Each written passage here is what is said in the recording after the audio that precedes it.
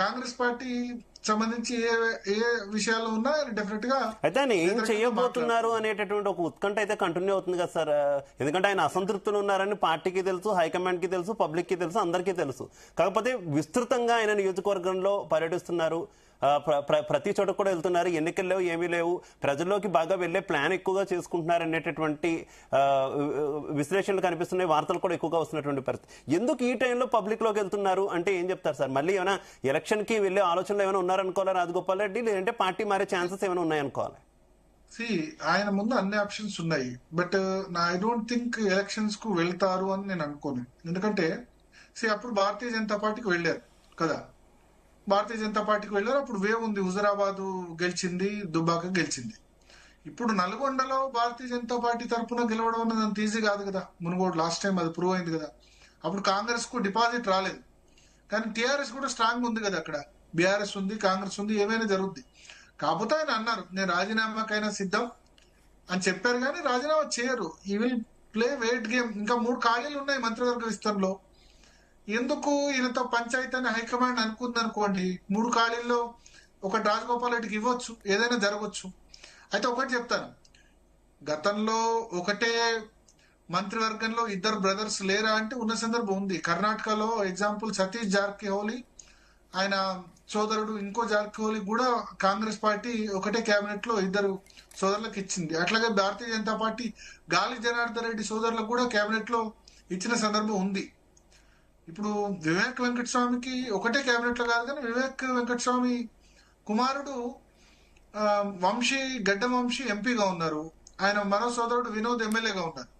So మంత్రివర్గంలో లేరు, కానీ ఆయన కుటుంబం నుంచి కూడా ఉన్నారు కదా 3 ఒకటే కుటుంబంలో ఉన్న సందర్భం ఉంది కదా. సో ఇవ్వాలనుకుంటే ఇవ్వచ్చు. సో రాజగోపాల్ రెడ్డి ఏంటంటే ఇప్పుడు డెఫినెట్ గా ప్రెషర్ హైకమాండ్ మీద బిల్డప్ చేస్తారు. నేను బయట ఉండడం కంటే లోపల ఉండాలా, బయట ఉండాలా, బయట ఉంటే డెఫినెట్ గా ఏదో ఒక డిస్టర్బెన్స్ క్రియేట్ చేస్తాను, కాబట్టి లోపల తీసుకోండి అని ప్రెషర్ టాక్టిక్ చేస్తారు. ప్లస్ ఇది 2025 ఆగస్టు, 2028 డిసెంబర్ లో మళ్ళీ ఎన్నిక ఉంది.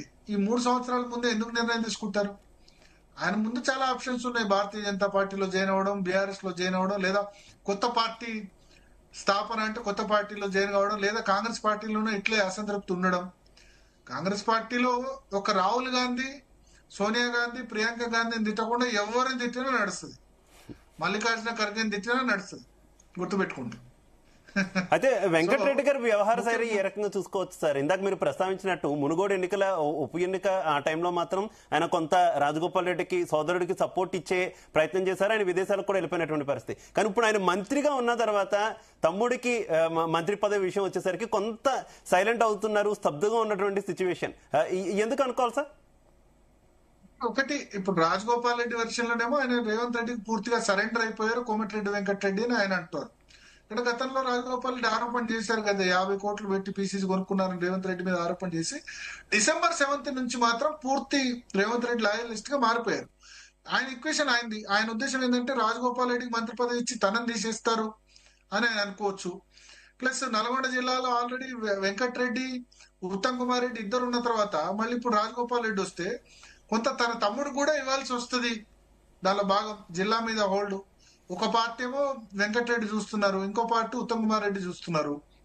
మళ్ళీ ఇప్పుడు ప్యాడ్ తన కుటుంబం నుంచి ఇంకొకరు రావడాన్ని ఆయన ఎట్లా అనుకుంటారు? అట్లా అని వెంకటరెడ్డికి రాజగోపాల్ రెడ్డి మీద ప్రేమ లేదని కాదు. వెంకటరెడ్డి మునుగోడులో మనకు గుర్తుండే ఉంటుంది, రాజగోపాల్ రెడ్డి ఎలక్షన్ జరిగితే కనుక క్యాంపెయిన్ చేయలేదు కాంగ్రెస్ పార్టీ అభ్యర్థి తరఫున. అద్దంకి దయాకర్ బహిరంగ సభలోనే వెంకటరెడ్డిని తిట్టిన సందర్భం ఉంది, నువ్వు అటు ఇటు కాకుండా ఎందుకు రాజగోపాల్ రెడ్డి సపోర్ట్ చేస్తున్నావు అని. భారత్ జోడో యాత్ర రాహుల్ గాంధీ జరుగుతుంటే నల్గొండ జిల్లాలో వెంకటరెడ్డి రాజగోపాల్ రెడ్డి సపోర్ట్ గా ఆయన ఆస్ట్రేలియా వెళ్ళిపోయినారు. సో దానివల్ల హైకమాండ్ దృష్టిలో కూడా కొంత వెంకటరెడ్డి చీఫ్ మినిస్టర్ క్యాండిడేట్ గా కూడా పర్స్పెక్టివ్ ఉండే, కానీ ఆ సందర్భంలో రాజగోపాల్ రెడ్డి సపోర్ట్ చేశారు. బట్ ఆఫ్టర్ ఎలక్షన్, ఆ మునుగోడు ఎలక్షన్ తర్వాత కాంగ్రెస్ లోకి మళ్ళీ రీఎంట్రీ వచ్చిన తర్వాత అన్నదమ్ముల మధ్య ఆ ఈక్వేషన్ అయితే బాలేదు, అది మాత్రం ఉంది. At the same time Revanth రెడ్డితో ఈక్వేషన్ బలపడింది వెంకటరెడ్డికి. అందుకనే వెంకటరెడ్డి 10 సంవత్సరాల పాటు సీఎం అని ఆయన అంటే, నా తర్వాత కాంగ్రెస్ లో ఎవరికైనా సీఎం ఉందే హోదా ఉందంటే అది వెంకటరెడ్డికి అని నల్గొండ జిల్లాలోనే రేవంత్ రెడ్డి స్టేట్మెంట్ ఇచ్చారు. సో పరస్పరంగా ఒకరికొకరు సహకరించుకుంటున్నారు. ఇప్పుడు ఈక్వేషన్స్ మారాయి, అన్నదమ్ముల మధ్య ఈక్వేషన్ బాగాలేదు. అది వెంకటరెడ్డి ఆ విధంగా వెళ్ళడానికి కారణం ఏంటంటే నేను ఉన్నా కదా మంత్రి పదవి ఆల్రెడీ, నా మంత్రి పదవి ఆ, ఎందుకు వెళ్ళడం అని కూడా ఆయన ఆ, ఆలోచిస్తూ కూడా ఉండొచ్చు బహుశా. సో రైట్ అందుకనే, రైట్ సో ఇది ఖచ్చితంగా స్ట్రాటజీ. రాజగోపాల్ రెడ్డి అయితే ఖచ్చితంగా ఒక వెయిటింగ్ గేమ్ ఆడతారు.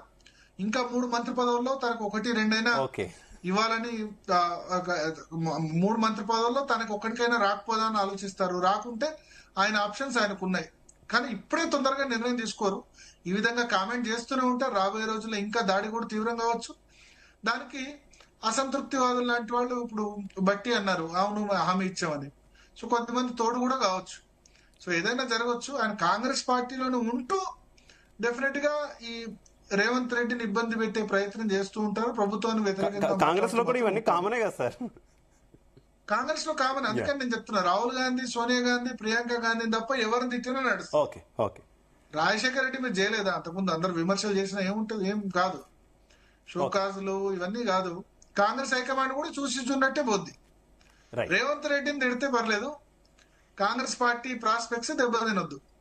అట్లా కూడా చూసుకుంటది. అట్లా రైట్ కాంగ్రెస్ లో హైకమాండే కొద్దిమంది కొన్ని చోట్ల సీఎం కు వ్యతిరేకంగా సమాంతరంగా నడిపిస్తుంది. ఇప్పుడు పాదయాత్ర అన్నారు, మీనాక్షి నటరాజన్ పాదయాత్ర మీనాక్షి నటరాజన్ తో చేయిస్తున్నారు. మరి రాష్ట్ర వివరాలు ఇన్ఛార్జ్ రేపు మీనాక్షి నటరాజన్ బొమ్మ చూసి ఎవరు ఓటేరు కదా అవును కదా.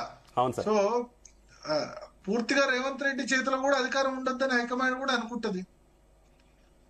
కాంగ్రెస్ లో ఏదైనా సాధ్యమే అంటారు sir. Right right sir, continue చేద్దాం. మరో టాపిక్ లోకి వెళ్లే ముందు DNA లో మరో